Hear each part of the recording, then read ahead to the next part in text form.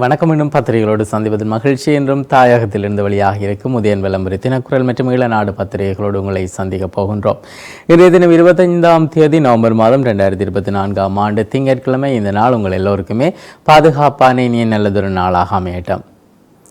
இலங்கையை பொறுத்தவரையிலே ஆட்சி மாற்றம் இடம்பெற்றிருக்கிறது. இலங்கையின் வரலாற்றிலே முதல் தடவையாக என பல செய்திகளை நாங்கள் கூறி இந்த ஆட்சி மாற்றத்தின் பின்னர் நாங்கள் பல விடயங்களை பற்றி பேசியிருக்கிறோம். அதே போல முதல் தடவையாக ஒரு பொதுமக்கள் பாதுகாப்பு அமைச்சர் சாதகமான கருத்துக்களை வெளியிட்டிருக்கிறார். அது எதற்கு சாதகம் என்று பார்ப்போமாக இருந்தால், தமிழ் மக்கள் தங்களுடைய மரணித்த உறவுகளை அல்லது தமக்காக போராடி மரணித்த உறவுகளை நினைவு கூறுவதற்குரிய ஒரு சுதந்திரத்தை கொடுக்கக்கூடிய ஒரு விடயத்தை பொதுமக்கள் பாதுகாப்பு அமைச்சர் அங்கே சொல்லியிருக்கிறார். அதாவது அவர்களுக்கு உயிரிழந்தவர்களை நினைவேந்தே எந்த தடைகளும் தமிழ் மக்களுக்கு இல்லை என்கின்ற விடயங்களை அவர் பதிவு செய்திருக்கிறார். அப்போ இதுவரை பொதுமக்கள் பாதுகாப்பு அமைச்சராக இருந்திருக்கக்கூடிய வீரசேகரவாக இருக்கலாம் அல்லது அதற்கு முதல் இருந்தவராக இருக்கலாம். அவர்கள் இனவாத கருத்துக்களையும் ஒட்டுமொத்தமாக தமிழ் மக்களுடைய உணர்வுகளுக்கு எதிரான கருத்துக்களையுமே அவர்கள் விதைத்து வந்திருக்கிறார்கள். இப்பொழுது இந்த மாற்றமும் ஏற்றுக்கொள்ளக்கூடிய மாற்றமாக அமைந்திருக்கிறது. அதே போல நாட்டிலே காற்றழுத்த மாற்றங்கள் காரணமாக ஆங்காங்கே மழை பெய்து கொண்டிருக்கிறது. வெள்ள அனர்த்தங்கள் ஏற்பட்டு கொண்டிருக்கிறது. இன்னமும் மழை எதிர்பார்க்கப்படுகிறது. மன்னார் பகுதிகளிலும் குறிப்பாக கடற்கரை பகுதிகளிலே இருக்கக்கூடியவர்கள் அல்லது கடற்கரை பகுதிகளிலே தொழில் உபகரணங்களை வைத்திருக்கக்கூடியவர்களை அவற்றை இடமாற்றம் செய்து வைக்குமாறும் பாதுகாப்புகளை தேடி நகருமாறும் சொல்லப்பட்டிருக்கிறது. எனவே இது குறித்து உரியவர்கள் உரிய அவதானங்களை செலுத்த வேண்டியவர்களாக இருக்கிறார்கள். அதே நேரத்தில் இந்தியா மற்றும் சீனா மீதான இலங்கையின் தற்போதைய அரசாங்கத்தின் பார்வையும் இன்றைய பத்திரிகைகளிலே பார்க்கப்படுகிறது. எனவே இது சார்ந்த விடயங்களை நாம் விரிவாக தர இருக்கின்றோம். அந்த வகையிலே முதலிலே உதயன் பத்திரிகையின் தலைப்பு செய்தியாக தரப்பட்டிருப்பது உயிரிழந்தோரை நினைவேந்த எந்தவித தடைகளும் இல்லை, பொதுமக்கள் பாதுகாப்பு அமைச்சர் தெரிவிப்பு என சொல்லப்பட்டதாக அந்த செய்தி அமைய பெற்றிருக்கிறது. உயிரிழந்த தங்கள் உறவுகளை நினைவு கூறுவதற்கு அனைவருக்கும் உரிமை உள்ளது. அதற்கு எந்த விதத்திலும் இடையூறு ஏற்பட மாட்டாது. ஆனால் தடை செய்யப்பட்டுள்ள விடுதலை புலிகள் அமைப்பின் படங்கள் இலட்சினைகளை பயன்படுத்தி மாவீரர் தின நிகழ்வுகளை நடத்த இடமளிக்கப்பட மாட்டாது என்று பொதுமக்கள் பாதுகாப்பு அமைச்சர் ஆனந்த் விஜயபால தெரிவித்திருக்கிறார். இலங்கையை பொறுத்தவரையிலே தமிழ் விடுதலை புலிகள் அமைப்பானது ஒரு தடை செய்யப்பட்ட அமைப்பாகவே இன்று வரை இருக்கிறது. எனவே அவர்களுடைய இலட்சினையை பயன்படுத்த வேண்டாம் என கோரப்பட்டிருக்கிறது. கடந்த காலங்களிலே கொடிகாமம் மாவீரர் துயிலும் இல்லத்திலே விடுதலை புலிகளுடைய புலி சின்னத்தை அணிந்த இளைஞர் ஒருவர் கைது செய்யப்பட்டு விளக்கமறியலில் வைக்கப்பட்டிருந்தார். அவர் பல்வேறு விசாரணைகளுக்கு உட்படுத்தப்பட்டிருந்தார். பின்னர் அந்த நேரத்திலே அமைச்சராக இருந்த டக்ளஸ் தேவானந்தா அவர்கள் அவரை தன்னுடைய பொறுப்பிலே வெளியில் எடுத்திருக்கிறார். அது சார்ந்த பதிவுகளை அவருடைய சமூக வலைத்தளங்களிலே இன்று வரை பார்க்க முடிகிறது. எனவே இவை ஒரு தேவையற்ற விடயங்கள். குறிப்பாக இப்பொழுது அங்கீகரிக்கப்படாமல் இருக்கின்ற காலப்பகுதிகளிலே அவ்வாறான இலட்சியங்களை பயன்படுத்தாது நாட்டினுடைய நிலைமையை கருத்தில் கொண்டு அதற்குரிய பாதுகாப்பு நடவடிக்கைகளோடு இந்த நினைவேந்தலிலே கலந்து கொள்ளுமாறு சொல்லப்பட்டிருக்கிறது. அதே நேரத்திலே நாட்டின் பாதுகாப்பிலே அதிக கவனம் தேவை. அனுரவுக்கு ரொஷான் அறிவுரை என சொல்லப்பட்டதாக அந்த செய்தி தரப்பட்டிருக்கிறது. புலிகள் அமைப்புக்கு 32 நாடுகளிலே இன்னமும் தடை உள்ளது. புலம்பெயர் புலிகளும் உள்ளனர். ஆதலால் நாட்டின் பாதுகாப்பு தொடர்பிலே ஜனாதிபதி கூடுதல் கவனம் செலுத்த வேண்டும் என முன்னாள் அமைச்சர் ரொஷான் தெரிவித்திருப்பதாக அந்த செய்தி நகர்கிறது. விடுதலை புலிகள் 2009ஆம் ஆண்டுக்கு பிறகு நாட்டுக்கு எந்த விதமான அழிவுகளையும் ஏற்படுத்தவில்லை. ஆனால் இன்று வரை நாட்டில் இருக்கின்ற அரசியல்வாதிகள் நாட்டுக்கு பெரும் அழிவுகளை ஏற்படுத்துகிறார்கள். எனவே அவர்கள் குறித்தும் மிக அவதானமாக இருக்க வேண்டியவர்களாக இருக்கிறார்கள். அதே நேரத்திலே வெள்ளம் வந்த பிறகு அணியை கட்டாமல் இப்பவே முன்னேற்பாடுகளை செய்யுமாறு சொல்லப்பட்டிருக்கிறது. எனவே அது சார்ந்த நடவடிக்கைகளை முன்கூட்டியே எடுக்க வேண்டும். தாழ்வு பகுதிகளில் இருக்கக்கூடியவர்களும் இந்த அனர்த்தம் தொடர்பாக அவதானங்களாக இருக்க வேண்டும். மோட்டார் சைக்கிளை உடைத்து பணம் திருடி போதை நுகர்வு 2 போலீசாரால் இருவர் கைது செய்யப்பட்டிருக்கக்கூடிய விடயம் தரப்பட்டிருக்கிறது. யாழ்ப்பாணம் தட்டாதிரி சந்திக்கு அருகிலே மருத்துவரின் வீட்டின் முன்பாக நிறுத்தப்பட்டிருந்த மோட்டார் சைக்கிளின் பின்புற பகுதியை உடைத்து பணத்தை திருடி சென்ற இருவர் யாழ்ப்பாணம் மாவட்ட போலீஸ் புலனாய்வு பிரிவினரால் கைது செய்யப்பட்டிருக்கிறார்கள். தவறான முடிவெடுத்து இளைஞன் உயிரிழப்பு என்கின்ற செய்தி சொல்லப்பட்டிருக்கிறது. நீர்வேலியிலே வீடொன்றின் கிணற்றிலிருந்து இளைஞர் ஒருவருடைய சடலம் மீட்கப்பட்டிருக்கிறது. விபத்தில் சிக்கிய இளைஞன் மரணமடைந்திருக்கக்கூடிய இன்னும் ஒரு துயர செய்தி இன்றைய முன்பக்கங்களிலே பார்க்க முடிகிறது.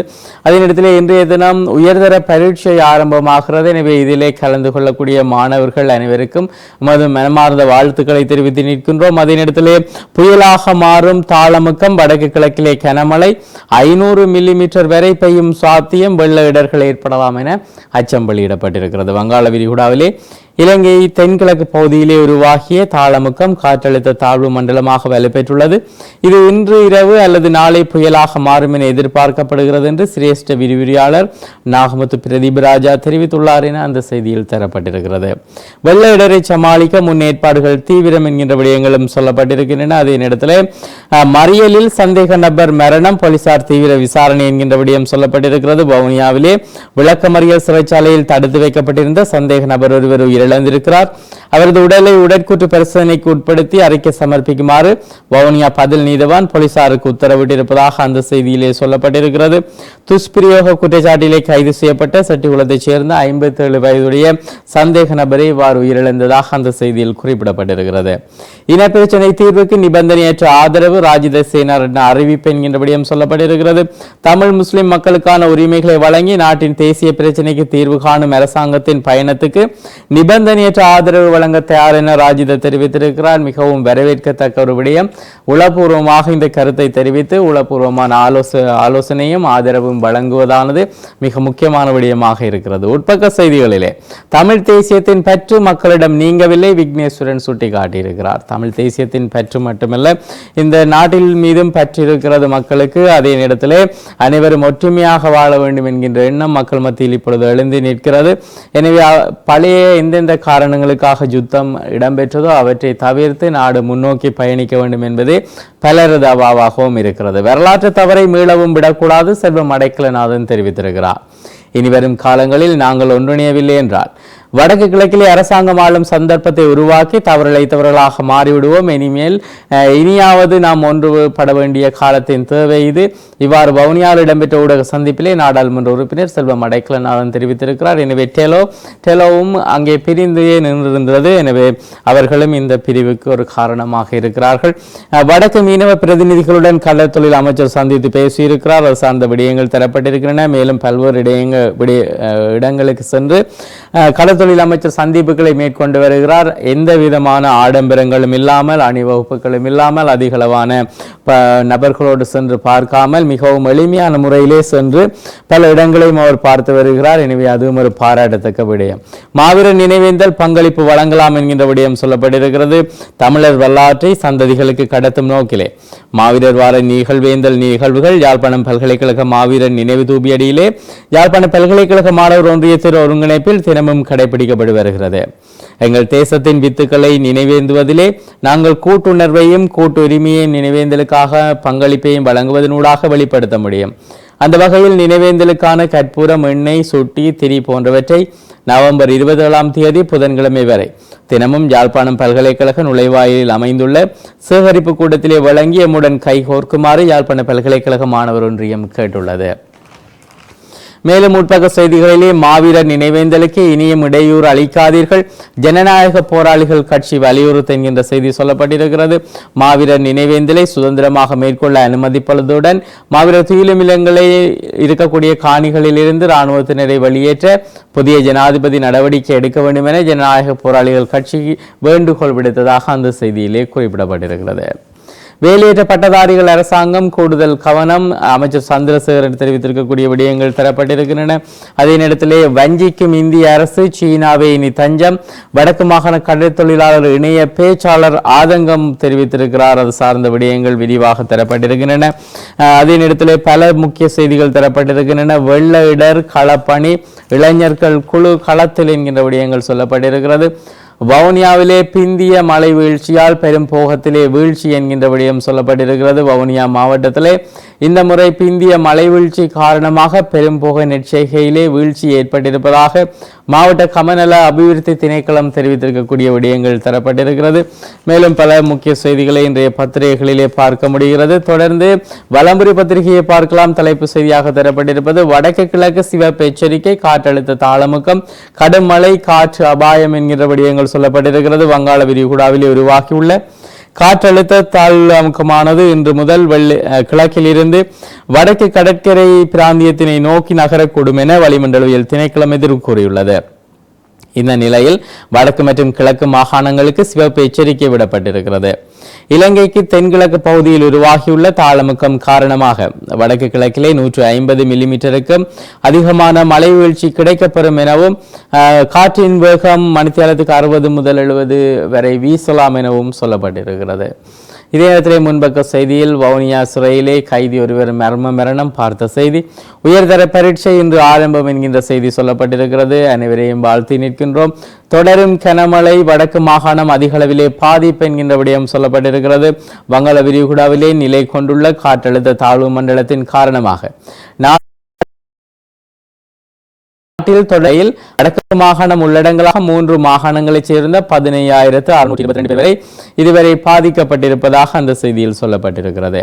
கடல் கொந்தளிக்கும் அபாயம், மீனவர்களுக்கு எச்சரிக்கை என்கின்ற விடயம் தரப்பட்டிருக்கிறது. மன்னாரிலிருந்து காங்கேசன்துறை, திருவோணமலை, மட்டக்களப்பு மற்றும் பொத்துவில் ஊடாக அம்பாந்தோட்டை வரையான கடற்பரப்புகளிலே காற்றானது இடைக்கிடையே மணித்தியாலத்துக்கு 60 முதல் 70 கிலோமீட்டர் வரை பலத்த வேகத்திலே வீசக்கூடும் என வளிமண்டலவியல் திணைக்களம் எச்சரிக்கை விடுத்திருக்கிறது.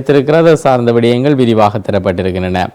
வெளிநாட்டுக்கு அனுப்புவதாக கூறி ரஷ்ய படையை சேர்ந்த முகவர், ரஷ்ய படையிலே சேர்த்த முகவர் குருநகர் இளைஞர் இருவருக்கு ஏற்பட்ட பரிதாபம் என்கின்ற விடயம் சொல்லப்பட்டிருக்கிறது. அதாவது வெளிநாட்டுக்கு அனுப்புவதாக கூறி யாழ்ப்பாணம் குருநகரைச் சேர்ந்த 2 இளைஞர்களை அழைத்து சென்ற வெளிநாட்டு முகவர் அவர்களை ஏமாற்றி ரஷ்ய நாட்டு எல்லைப்படையில் சேர்த்துள்ளதாக அவர்களின் உறவினர்களால் தெரிவிக்கப்பட்டுள்ளது.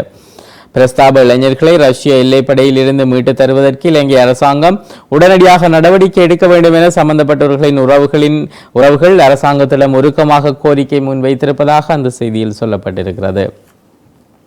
இலங்கையில் நடந்த தமிழின அழிப்பு சர்வதேச நீதிமன்றம் ஊடாக விசாரணை முன்னெடுப்பது அவசியம், கெனடிய பாராளுமன்றத்திலே முன்மொழியப்பட்டிருக்கிறது.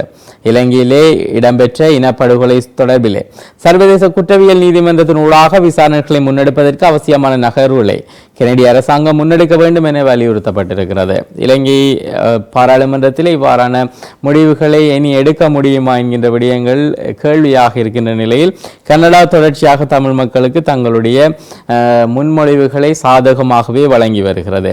தமிழ் மக்கள் பேரவையின் தீர்வு திட்டம், ஏனைய தமிழ் கட்சிகளுடன் பேச நாம் தயாராக இருக்கிறோம், கஜேந்திரகுமார் எம்பி அறிவிப்பு என சொல்லப்பட்டிருக்கிறது. குறிப்பாக பல்வேறு சந்தர்ப்பங்களிலே பேசுவதற்கு அழைத்த போது பல குழப்பங்கள் விளைவிக்கப்பட்ட வரலாறுகள் இருக்கிறது. இந்த நேரத்திலே கஜேந்திரன் குமார் எம்பி அவர்கள் நாம் தயாராக இருக்கிறோம் என சொல்லியிருக்கிறார். எனவே இனிவரும் நாட்களிலே இதய சுத்தியோடு அனைவரும் ஒன்றிணைந்து ஒரு குரலாக தமிழ் மக்களின் பிரச்சனைகளை எடுத்து செல்ல வேண்டியவர்களாக இருக்கிறார்கள். விகிதாசார முறையிலே மாகாண சபை தேர்தல் கட்சி சிக்கலுக்கு தீர்வு விஜித தெரிவித்திருக்கிறார்.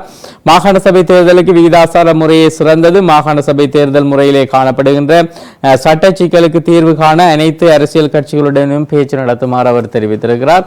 இது இன்றைய வலம்புரி பத்திரிகையின் முன்பக்க செய்தி. உட்பக்க செய்திகளிலே ஜனாதிபதியின் டெல்லி விஜயம் உற்று நோக்கும் சர்வதேசம் என்கின்ற விடயம் சொல்லப்பட்டிருக்கிறது. ஜனாதிபதி அனுரகுமார திசாநாயக்கவின் இந்திய விஜயத்தின் போது ஏற்கனவே கைச்சாத்திடப்பட்ட இலங்கை இந்திய இணைப்பு திட்டங்கள், சீன விவகாரம் போன்ற முக்கிய விடயங்கள் பேச்சுகளின் போது கலந்துரையாடப்படும் என எதிர்பார்க்கப்படுவதாக அந்த செய்தியில் சொல்லப்பட்டிருக்கிறது. தமிழ் தேசியத்தை தமிழர்கள் கைவிடவில்லை என்பது உறுதி, தேர்தல் முடிவு குறித்து சி வி விக்னேஸ்வரன் தெரிவித்திருக்கிறார். தேர்தல் முடிவடைந்து இன்று பல நாட்கள் கடந்துள்ள போதிலும் இதற்காக தமிழ் மக்கள் ஜேவிபி அல்லது ஜேவிபியினுடைய சாயலை கொண்டிருக்கக்கூடிய என்பிபிக்கு வாக்களித்தார்கள் என்கின்ற கேள்விகள் பலர் மத்தியிலும் எழுந்திருக்கிறது. அதற்கான வெளிப்படையான தீர்வு இங்கே ஒற்றுமையான தலைவர்கள் இல்லை என்பது வெளிப்படையான உண்மை.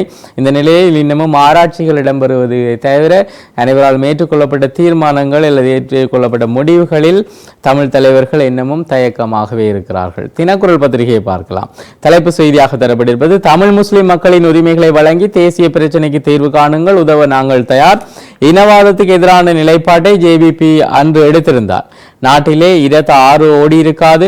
முன்னாள் பாராளுமன்ற உறுப்பினர் ராஜித தெரிவித்திருக்கக்கூடிய விடயம் தரப்பட்டிருக்கிறது. தமிழ் முஸ்லிம் மக்களின் உரிமைகளை வழங்கி நாட்டின் தேசிய பிரச்சினைக்கு தீர்வு காண அரசாங்கம் செல்லும் பயணத்துக்கு நிபந்தனையற்ற ஆதரவு வழங்க தயாராக இருக்கிறோம். இனவாதத்துக்கு இடமளிக்கப் போவதில்லை என்ற கொள்கையை மக்கள் விடுதலை முன்னணி ஆரம்ப காலத்திலேயே எடுத்திருந்தால் நாட்டிலே 26 ஓடி இருக்காது எனவும் அவர் தெரிவித்திருக்கிறார். எனவே கடந்த காலம் நடந்த கசப்பான விடயங்களை மீண்டும் மீண்டும் ஞாபகப்படுத்துவதை தாண்டி அதிலிருந்து பாடம் கற்றுக்கொண்டு முன்னோக்கி பயணிப்பதே சிறந்ததாக அமையும். எனவே கடந்த கால வடுக்களை மன்னித்து அடுத்த கட்டத்தை நோக்கி நாங்கள் பயணிக்க வேண்டும். ரவியின் நியமனம் ரணிலுக்கு தெரியாது என்கின்ற விடயம் சொல்லப்பட்டிருக்கிறது.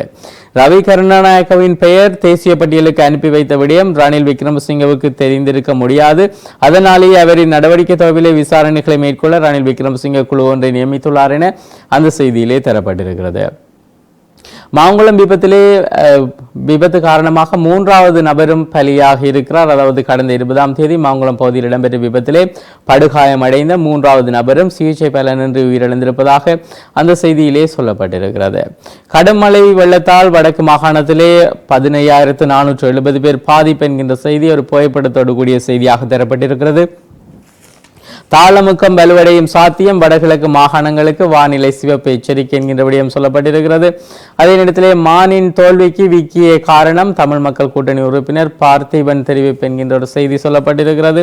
தமிழ் மக்கள் கூட்டணியின் பாரிய பின்னடைவுக்கு சி.வி. விக்னேஸ்வரனின் மதுபான சாலை அனுமதி பத்திரம் விவகாரம் தான் மிக பெரும் காரணம் என தமிழ் மக்கள் கூட்டணியின் உறுப்பினர் பார்த்திபன் தெரிவித்துள்ளார் என அந்த செய்தியில் தரப்பட்டிருக்கிறது. குறிப்பாக இது மானின் வெற்றிக்கு விக்கிய காரணம் என இன்று சொல்லப்படக்கூடிய விடயம். தேர்தலுக்கு முன்னரே அந்த விடயம் தெரியும் இருந்து கொண்டும் அவரையும் கட்சியில் வைத்துக்கொண்டு அவருடைய ஆதரவோடும் தான் அந்த தேர்தலிலே அவர்கள் பங்கு பெற்று இருக்கிறார்கள். உயர்தர பரீட்சை இன்று ஆரம்பம் என்கின்ற விடயம் சொல்லப்பட்டிருக்கிறது. அது சார்ந்த விடயங்கள் நாங்கள் ஏற்கனவே பார்த்திருக்கின்றோம். கிணற்றில் விழுந்து இளைஞர் ஒருவர் உயிரிழந்திருக்கக்கூடிய செய்தி தரப்பட்டிருக்கிறது. ஜனாதிபதி பிரதமர் அமைச்சர்கள் வரும் சம்பளம் பெற மாட்டோம், எம்பிக்களுக்கும் அதே நிலை, பிரதி அமைச்சர் ரத்ன கமகே தெரிவித்திருக்கக்கூடிய விடயம் தரப்பட்டிருக்கிறது. தேசிய மக்கள் சக்தியின் அனைத்து பாராளுமன்ற உறுப்பினர்களும் சம்பளம் பெறப்போவதில்லை என கடத்தொழில் மற்றும் நீரியல் வள பிரதி அமைச்சர் ரத்ன கமகே தெரிவித்திருப்பதாக அந்த செய்தியில் குறிப்பிடப்பட்டிருக்கிறது. வேட்புமனு கோரி உள்ளூராட்சி தேர்தல் என்கின்ற விடயம் தரப்பட்டிருக்கிறது. அது சார்ந்த விடயங்கள் விரிவாக தரப்பட்டிருக்கின்றன. எதிர்க்கட்சி தலைவராக ஹர்ஷவை நியமிக்கவும் சிரேஷ்ட உறுப்பினர்கள் முன்மொழிந்திருக்கிறார்கள். ஜனாதிபதி மற்றும் பாராளுமன்ற தேர்தலிலே தோல்வியை சந்தித்துள்ள ஐக்கிய மக்கள் சக்தி மறுசீரமைக்கின்ற நடவடிக்கை மேற்கொள்ளப்பட வேண்டும் எனவும் சொல்லப்பட்டிருக்கிறது. தேசிய பட்டியல் விவகாரம் பெரும் குழப்பத்திலே ரணில் மற்றும் சஜித் ஆகியோருடைய கட்சிகள் இருப்பதாக சொல்லப்பட்டிருக்கிறது. டெலோவும் தனி வழியில் கூட்டை முறிக்க யோசனை என்கின்ற செய்தி சொல்லப்பட்டிருக்கிறது. மக்களின் ஆதரவற்ற கட்சிகளை ஒன்றிணைத்துக் கொண்டு நாங்கள் தொடர்ந்தும் பயணிப்பதா அல்லது தமிழீழ விடுதலை இயக்கம் டெலோ இனி வருகின்ற தேர்தலிலே தனித்து போட்டியிடுவதா என்பது குறித்து கட்சியின் உறுப்பினர்களுடன் ஆலோசனை மேற்கொள்ள வேண்டியுள்ளதாக மன்னார் மாவட்ட டெலோ கட்சியின் மாவட்ட அமைப்பாளரும் பாராளுமன்ற உறுப்பினருமான செல்வம் அடைக்கலநாதன் தொடர்பானவர்கள் இது தொடர்பான நிலைப்பாட்டை இப்பொழுது வெளிப்படுத்தி இருக்கிறார்கள். எனவே இவ்வாறு கட்சி என அவர்கள் நிற்கின்ற போது கட்சியை அங்கே மக்கள் வாக்குகளை பெறாதே போகும். அதுவே இன்று வரை தமிழ் மக்கள் சந்தித்திருக்கக்கூடிய மிக பெரும் பிரச்சனை. கட்சி சார்ந்த முடிவுகள் எடுக்கப்பட்டிருக்கிறதே தவிர தமிழ் மக்களின் மிக பெரும் பிரச்சனைகள் அல்லது நீண்டகால பிரச்சனைகள் சார்பாக தலைவர்கள் முடிவெடுக்கவில்லை. தமது தனிப்பட்ட கட்சிகளை வளர்க்கின்ற செயற்பாட்டிலே ஒட்டுமொத்தமாக 22 என்கின்ற ஆசனத்தை குறைத்து இப்பொழுது 8 என்பதை நோக்கி நகர்ந்திருக்கிறார்கள். படையினர் நினைவு தொடர்பான விடயங்கள், அந்த நினைவு தின நிகழ்விலே ஜனாதிபதி அனுர கலந்து கொண்டிருக்கக்கூடிய விடயங்கள் இன்றைய முன்பக்கங்களிலே காண முடிகிறது. தொடர்ந்து ஈழநாடு பத்திரிகையை பார்க்கலாம். தலைப்பு செய்தியாக தரப்பட்டிருப்பது இந்தியாவை நாம் நேசிக்கிறோம், சீனா மீது அன்பு கொள்கிறோம், தேசிய மக்கள் சக்தி அறிவித்திருக்கிறது. அயல்நாடு என்ற வகையிலே இந்தியாவை நேசிக்கிறோம், அதேவேளை தேசிய மக்கள் சக்தியின் பொருளாதார மூலோபாய திட்டத்தின் அடிப்படையிலே எமது கொடுக்கல் வாங்கல்களிலே இந்தியாவுக்கு முக்கியத்துவம் அளிக்கப்படும் என தெரிவித்த கடற்தொழில் நீரியல் வளங்கள் மற்றும் கடல்வள அமைச்சர் ராமலிங்கம் சந்திரசேகர் உலகத்திலே ஆதிக்கம் செலுத்துகின்ற நட்பு நாடு என்கிற வகையிலே சீனா மீது அன்புள்ளது எனவும் அவர் தெரிவித்திருக்கக்கூடிய விடயம் மிக முக்கியமான விடயமாக பார்க்கப்படுகிறது. தேசிய மக்கள் சக்தியினுடைய வெளிவிவகார கொள்கை தொடர்பாக அவர் பேசியிருக்கிறார் என்கின்ற கோணத்திலும் பார்க்க வேண்டியதாக இருக்கிறது. இந்தியாவை நாங்கள் நேசிக்கிறோம், சீனா மீது அன்பு கொள்கிறோம் என்பது பல்வேறு செய்திகளை எடுத்து என்பதாக அமைந்திருக்கிறது. எனவே இந்தியாவை நேசிக்கிறோம், நாங்கள் நம்ப மாட்டோம் என்கின்ற விடயம் அங்கே மறைமுகமாக இருக்கிறது. இந்தியா பல தடவைகளிலே பல விடயங்களிலே தமிழ் மக்களுக்கும் இலங்கைக்கும் பல்வேறு உதவிகளை செய்திருந்தாலும் பல விடயங்களிலே மறைமுகமாக பின் கதவு அல்லது பின் நோக்கி மக்களை இழுத்து சென்ற விடயங்களையும் நாங்கள் மறந்துவிட முடியாது. வவுனியா மாவட்டத்திலே கடும் மழை, பேராறு நீர்த்தக்க வான்கதவு திறக்கப்பட்டிருக்கிறது. புகைப்படத்தோடு கூடிய செய்தியாக அந்த செய்தி தரப்பட்டிருக்கிறது. மேலும் செய்திகளிலே மாகாண சபை தேர்தல் முறைமை சட்ட சிக்கலுக்கு தீர்வு காணப்படும். விஜித ஹேர தெரிவித்திருக்கக்கூடிய விடயம் தரப்பட்டிருக்கிறது. தமிழ் மக்கள் பேரவையின் தீர்ப்பு திட்டத்தை அடிப்படையாக வைத்து பேசுவதற்கு தயார் என கஜேந்திரகுமார் பொன்னம்பலம் தெரிவித்திருக்கக்கூடிய விடயங்கள் தரப்பட்டிருக்கின்றன. ஏனைய செய்திகள் நாங்கள் ஏற்கனவே பார்த்த செய்திகளாக அமைந்திருக்கிறது. எனவே இன்று முக்கிய செய்திகளை தந்து விடைபெறுகின்றோம். விடைபெறும் நான் ஹோஸ்டோ, என்னுடைய கலையகத்திலே சிவம் அவர்கள் இணைந்திருக்கிறார். மீண்டும் பத்திரிகைகளோடு உங்களை சந்திக்கிறோம். நன்றி.